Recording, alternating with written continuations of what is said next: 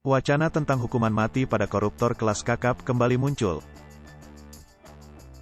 Menurut Wakil Ketua Komisi 3 DPR RI fraksi Partai Nasdem Ahmad Sahroni, hukuman mati tentunya bisa dijatuhkan jika tindakan yang dilakukan memiliki unsur tindak pidana korupsi yang berat dengan kerugian negara yang besar.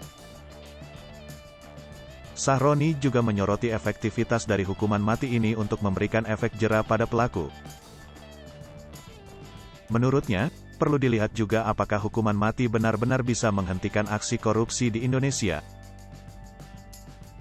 Lebih lanjut, Sahroni menilai bahwa hukuman mati bagi terpidana korupsi, hal lain yang perlu menjadi perhatian adalah bagaimana mengembalikan aset negara melalui aturan money laundering atau pencucian uang.